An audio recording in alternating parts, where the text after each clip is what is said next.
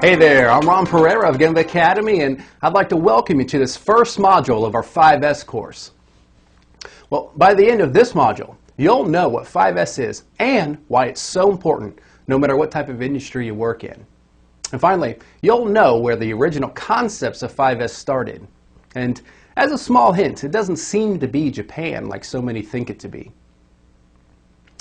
Well, let's get started by first answering the question, what exactly is 5S? Well, formally defined, 5S is a method of creating a clean and orderly workplace that exposes waste and makes abnormalities immediately visible. As an aside, this particular image has an interesting story behind it. The man on his hands and knees polishing the floor just happens to be the president of this manufacturing company. You see, at this company, nearly all employees, including senior management, come to work 30 minutes early every day in order to clean and tidy things up. Oh, and one other small fact, these 30 minutes are unpaid and completely voluntary. But as it turns out, 5S is so ingrained into this company's culture that nearly all employees partake in this early morning routine. Now, with this said, while cleaning is an extremely important part of 5S, it must be said that 5S is far more than a housekeeping initiative, like so many confuse it to be. You see, as we learned earlier, one of the main purposes of 5S is to be able to identify abnormalities. In other words, if the place we work in is an unorganized mess, chances are we'll rarely be able to spot when something's not right. But if we have things neat, clean, and tidy, we're far more likely to identify when something isn't right. Okay, well, now that we have a better understanding of what 5S is, let's learn about its origins. Well, when someone refers to 5S, they're generally referring to 5 Japanese words that start with S. But it would seem, contrary to what many people assume, the origins of 5S may not be Japanese after all. In fact, Henry Ford's Can-Do program, which stands for cleaning up, arranging, neatness, discipline, and ongoing improvement, seems to be the obvious precursor to what we call 5S today. And that actually seems very logical, since the Japanese studied Ford's methods shortly after the war ended. But to be sure, the 5S we're focused on in this course, and in most lean manufacturing situations, is based on 5 Japanese words.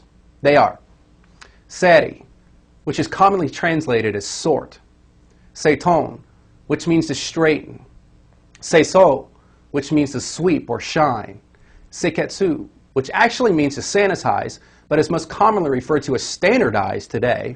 And finally, shutsuke, which means self-discipline or sustain. Now, later in the module, we'll dive a bit deeper into each of these 5 steps. But before then, let's spend some time talking about why 5S is so important, no matter if you work in a machine shop or a hospital. Well, the first reason 5S is so important is its impact on safety. There can be no debating the fact that a cluttered and chaotic work area is often an unsafe work area. Well, 5S at its core should always focus on creating and maintaining an organized and safe workplace.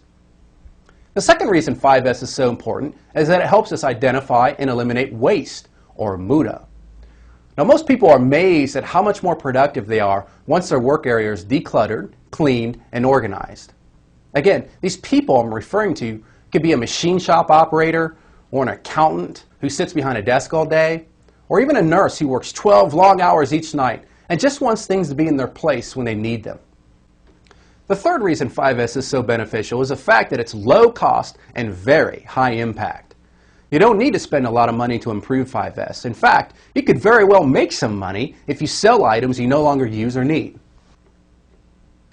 Next, done correctly, 5S gets everyone in the company involved. It doesn't matter if you wear a suit and a tie or a hard hat. 5S knows no boundary. So it's the perfect opportunity to bring folks that wouldn't normally interact with one another together.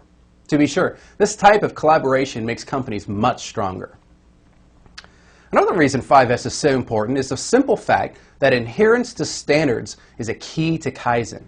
And since 5S is a standard in and of itself, it goes without saying. If you can't do 5S, you can't do lean.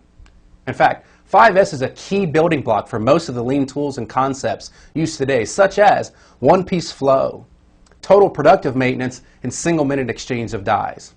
As they say, without 5S, you can indeed forget the rest. Okay, well, now that we have a better understanding of why 5S is so important, let's discuss each step of the process. But before then, let me just say that in the coming modules of this course, we're going to explain exactly how to go about executing each of these steps in your workplace.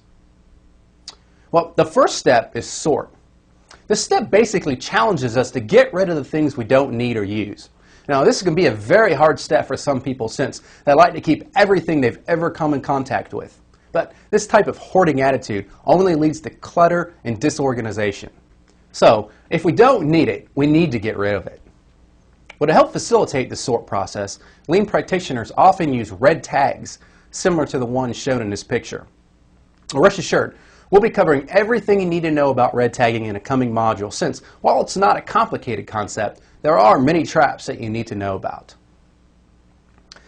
Well, the second step is straighten. So, once we've cleared out all the items we don't need, we need to straighten up what's left. Well, the mantra of a place for everything and everything in its place fits this step perfectly. Well, here's an example of a nicely straightened toolbox. If a screwdriver were missing from the top of it, it would be obvious to the owner of the toolbox, giving them an opportunity to find it or replace it before he or she actually needed it to repair or work on something. The third step is sweep. This step is also often referred to as shine. This is probably the most misunderstood step of all, since most assume this step simply means to grab a broom and clean up. Now, while good old-fashioned sweeping is definitely important, this step is far more than just cleaning. You see, the main principle behind this step is to clean to inspect. In other words, if you find yourself sweeping up the same mess day after day, you should do your very best to eliminate the source of the dirt. Here's an example of sweeping in action. As it turns out, in this example, the sources of the dirt and grime were attacked as part of a total productive maintenance Kaizen event, further demonstrating how 5S and other lean principles are tied at the hip. Well, the fourth step is standardize. This step is focused on creating standards so abnormalities are easily recognized. Things like checklists and audits are very helpful.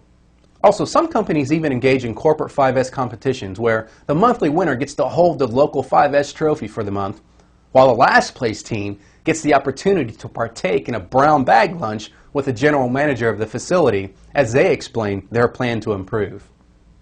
Now, if you look closely at the picture of our president scrubbing the floor, you can see many examples of standardization in place. Notice the blue tape on the floor.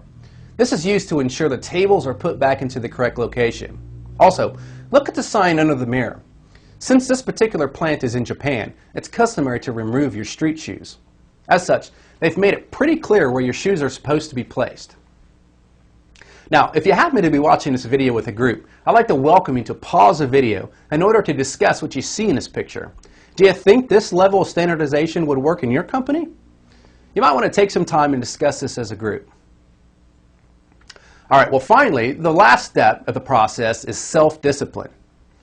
Now, the key to this step is to apply positive tension. In other words, if your 5S improvements are to sustain, it must be made clear that this is how we intend to operate as a company. It's similar to a rope.